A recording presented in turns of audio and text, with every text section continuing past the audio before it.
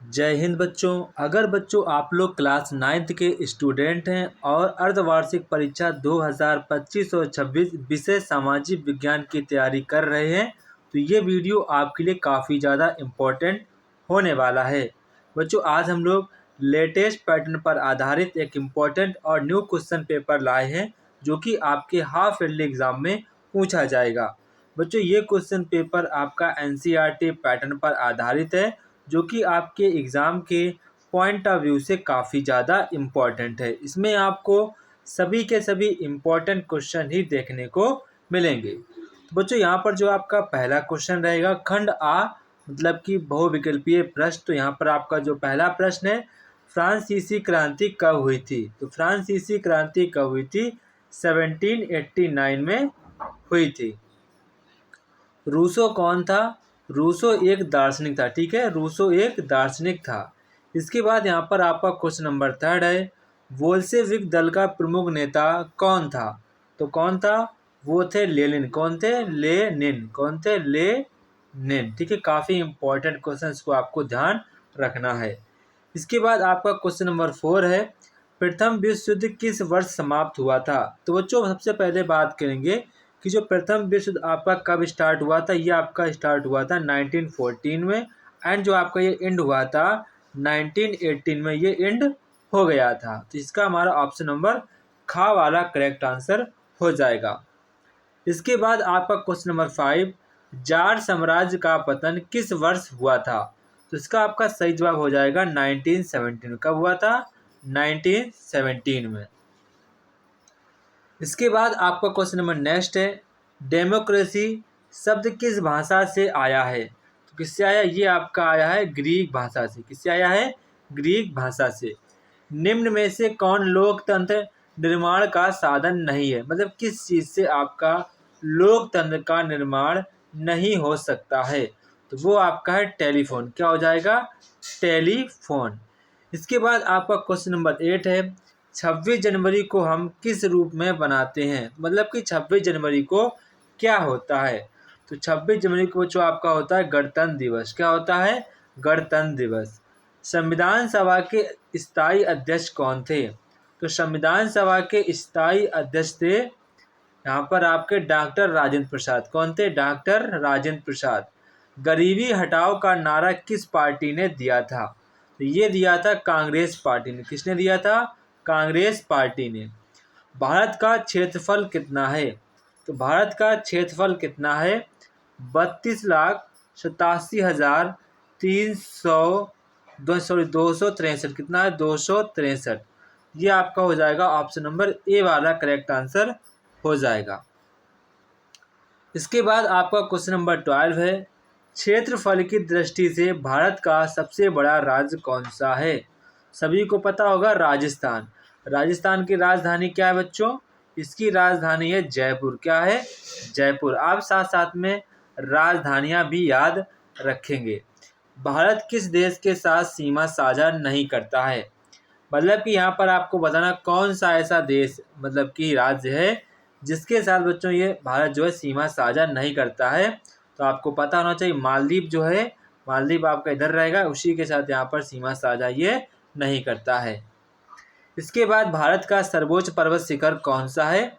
तो आपका सही जवाब होगा कंचनजंगा चोटी। क्या हो जाएगा?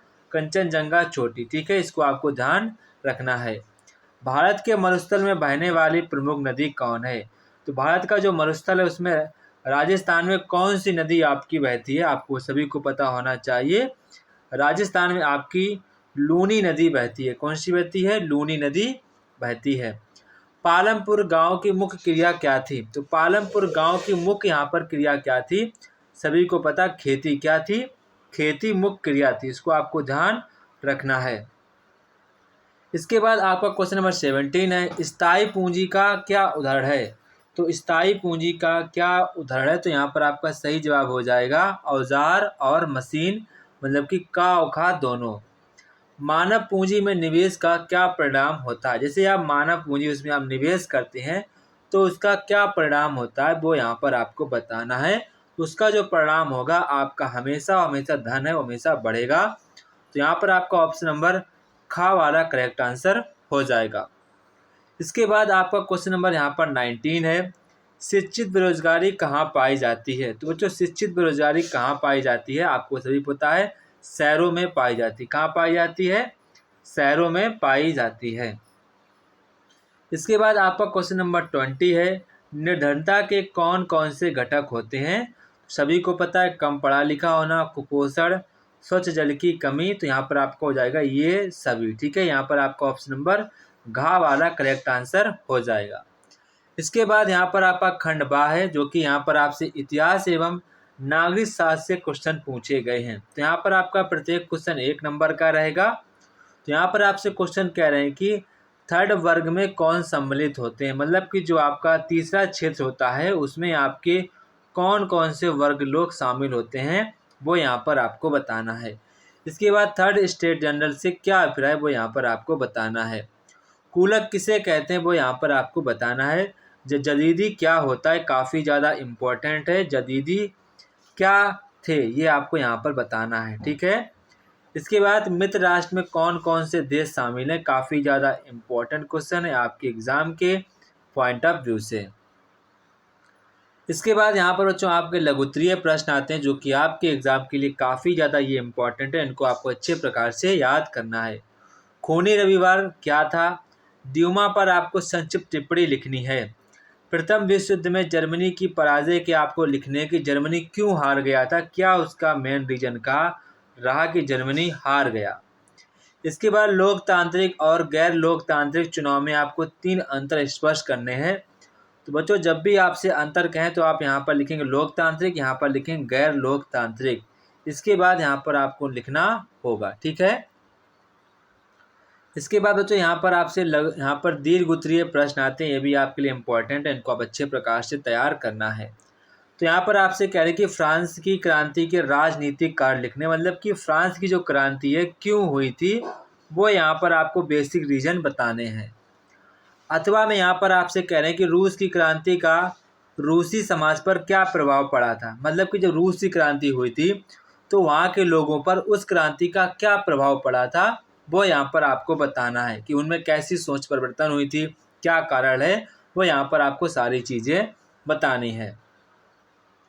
इसके बाद यहाँ पर आपसे कह रहे हैं कि पाकिस्तान के जनरल परवेज़ मुशर्रफ के शासन को लोकतंत्र क्यों नहीं माना जाता। इसके पक्ष में आपको 5 तर्क देने हैं कि पाकिस्तान में जो आपके जनरल हैं परवेज़ मुशर्रफ, वो मतलब कि वहाँ पर वो लोकतंत्र नहीं बनाते हैं, वो अक्सर कर सेना का शासन चलाते हैं। तो उस पर आपको मतलब कि एक टिप्पणी लिखनी, ऐसा वहाँ पर है या नहीं है, वो यहाँ पर आपको अपने तर्क सहित इनको देखकर बताना है। ठीक है, इसके बाद यहाँ पर आपसे कह रहे हैं कि भारतीय संविधान में दिए गए मौलिक अधिकारों की आपको विशेषता बतानी है। जो भी आपके भारतीय संविधान में मौलिक अधिकार दिए गए हैं उनको आपको विशेषताएं बतानी है।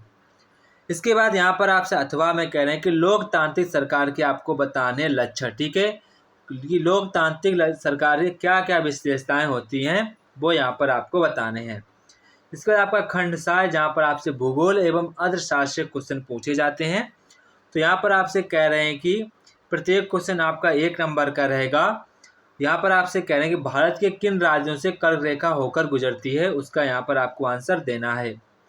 भारत के उत्तर में स्थित 2 यहाँ पर देशों के आपको नाम बताना है कि भारत के उत्तर में कौन कौन से 2 देश स्थित हैं, वो यहाँ पर आपको बताने हैं।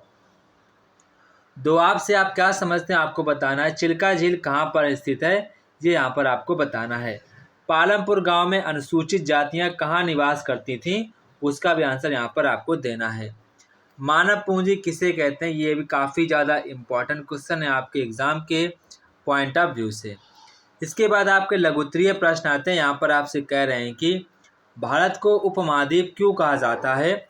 हिमालय पर्वत पर आपको संक्षिप्त टिप्पणी लिखनी है। आधुनिक कृषि विधि क्या है, इसकी आपको 2 गलतियां बतानी है, उसमें क्या मॉडिफाई हो सकता है, क्या सुधार हो सकता है, वो यहाँ पर भी आपको बता देना है, ताकि आपको सफिशिएंट नंबर भी मिल सके।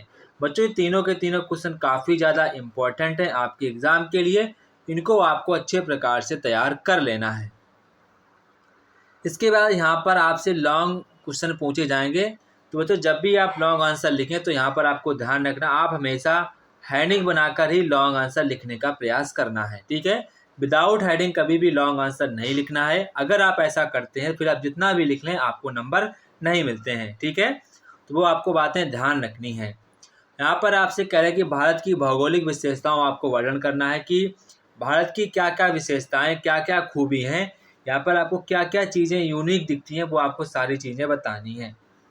पूर्वी और पश्चिमी तटीय मैदानों में आपको अंतर स्पष्ट करना है। खेतों से उत्पादन बढ़ाने में आने वाले प्रमुख क्या क्या, मतलब कि आपको सामना करना पड़ता है कि खेतों में आपका अधिक उत्पादन हो जाए तब। इसके बाद यहाँ पर कह रहे हैं कि बेरोजगारी की प्रमुख हानियों का आपको संक्षेप में वर्णन करना है। इसके बाद बच्चों यहाँ पर आपसे पूछे गए मानचित्र संबंधी क्वेश्चन पूछे गए हैं। यहाँ पर आपसे कह रहे भारत का सबसे छोटा राज्य, आपको सभी को पता है गोवा। गोवा की राजधानी क्या है? पणजी। क्या है? पणजी।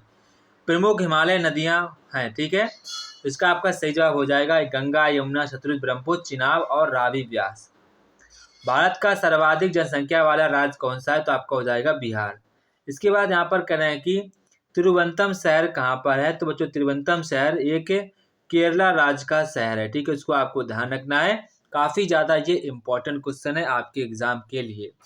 तो ये था बच्चों हमारे क्लास 9th का सामाजिक विज्ञान का इंपॉर्टेंट क्वेश्चन पेपर, जो कि आपके एग्जाम के लिए काफ़ी ज़्यादा इंपॉर्टेंट है। जय हिंद बच्चों, फिर मिलते हैं अपने नेक्स्ट वीडियो पर।